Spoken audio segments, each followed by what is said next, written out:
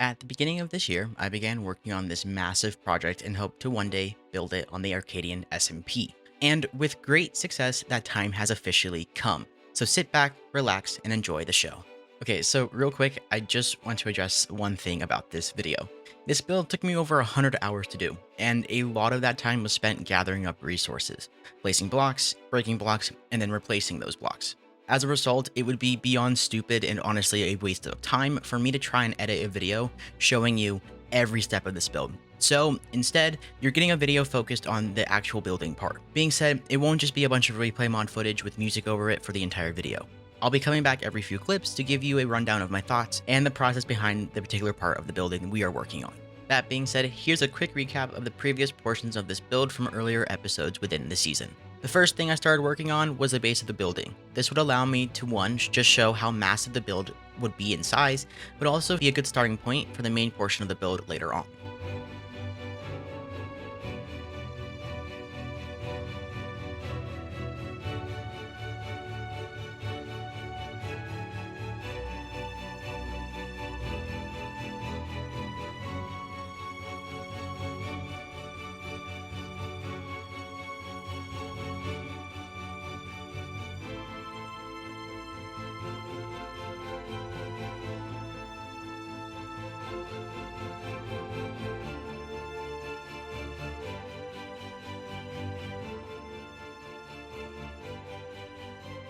Once the base of the build was done, I did decide to focus on making it easier to access our new base.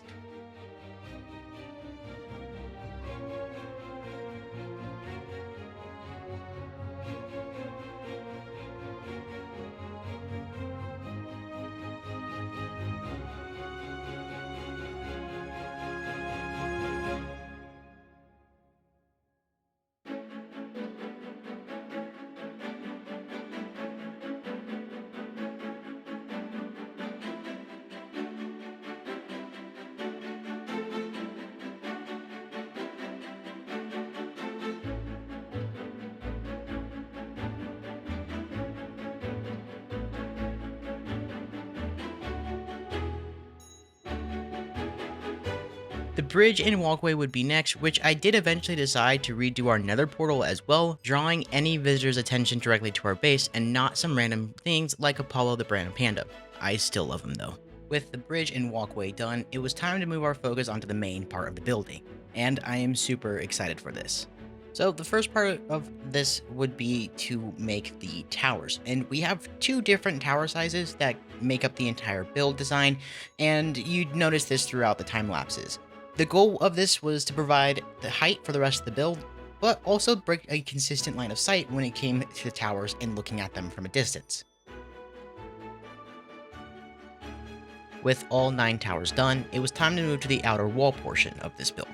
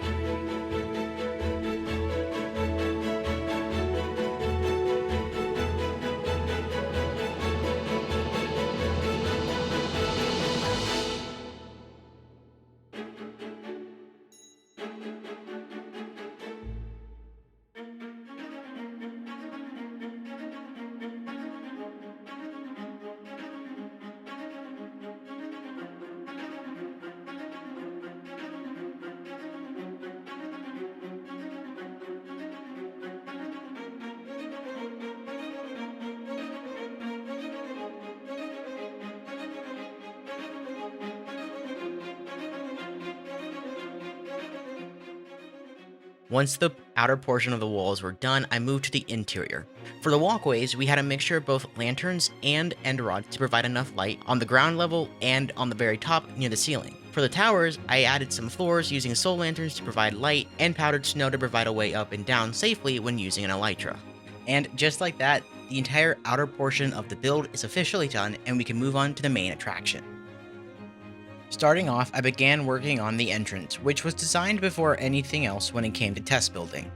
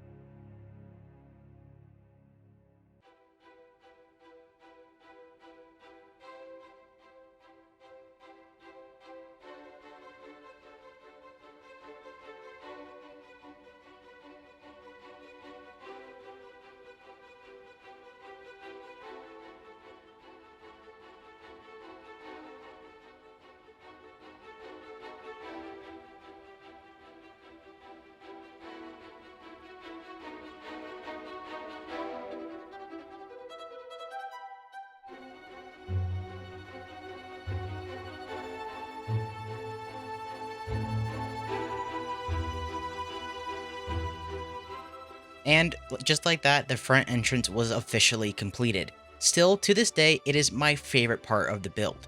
With that now done and out of the way, I moved over to the backside because I'm not Korean and backsides deserve to be completed. But don't come at me, I'm still a Korean fan too.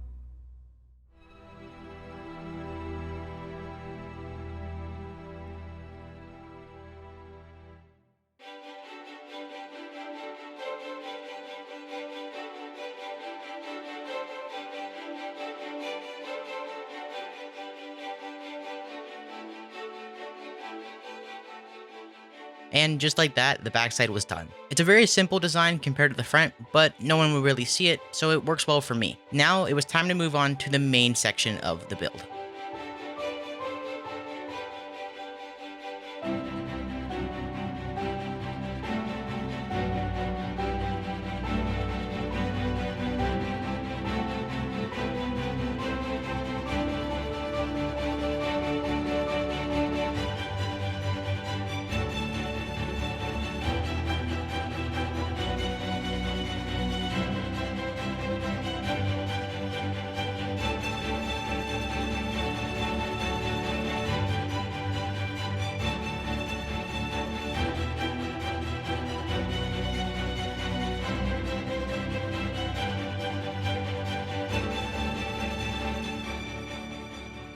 Now, this is the point where I do actually forget to resume replay mod, so you'll have to act like you watched me finish the last portion of this upper wall. Now, because this build was indeed massive and very tall, I didn't want to make a roof that was just as massive and would end up being taller than everything else. So I did decide to make an artificial roof, which would only act as a roof on the inside of the main hall.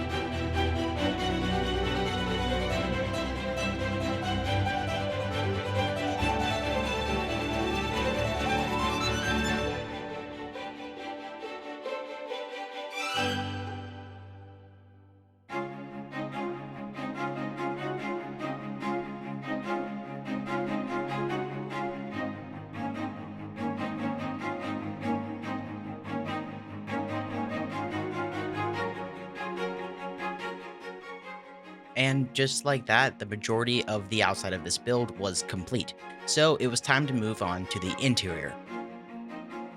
Now, if you've seen some of my earlier videos, you'd know there are a few things I really don't like doing in Minecraft. One of those things are interiors. Because this build was so big and I was running low on time, I decided to skip detailing the interior, but instead add some structural components to help fill in all the empty space. Some of those structural components did include having to finish the 4 walkways connected to the main hall, all of which shared the same design layout.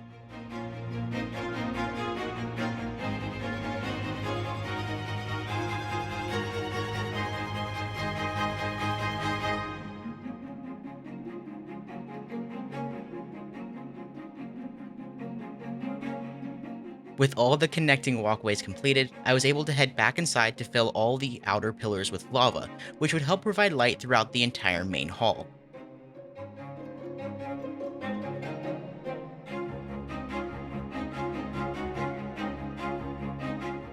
With the first floor mostly complete, I moved to the second and third floors, where Husk did eventually decide to join me in completing this build, which, as you can see just how much work he got done, it was really helpful.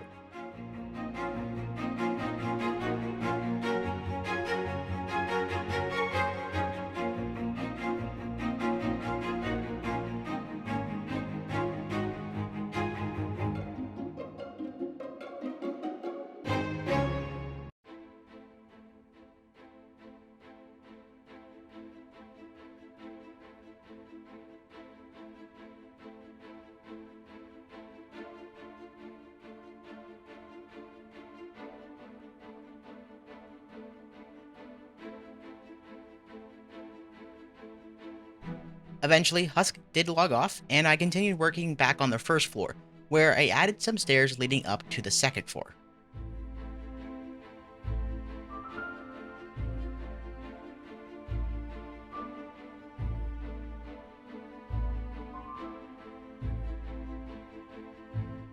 With the front stairs done, I worked on adding more walls between the lava pillars, which helped give the floor a more complete look.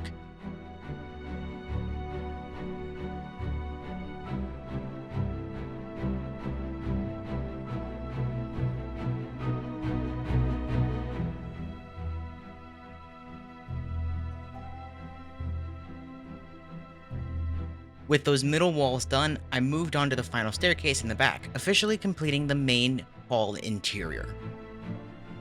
The last thing we needed to do was head back outside, where we finished off the 4 courtyards.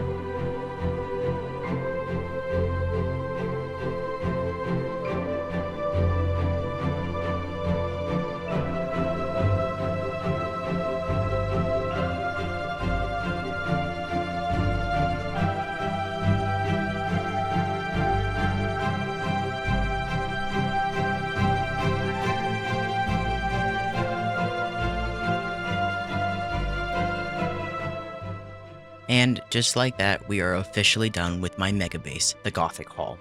I am beyond proud of this build, even though it took me a really long time to finish. Going over the completed project with shaders, you can truly see the different moods this build has. At night, you can see all the lights accenting different parts of the build, from the bridge to the main entrance. Going inside, you can see how impactful the lava has on providing light, and also how the layered glass, end rods, and black concrete provide a solid ceiling option.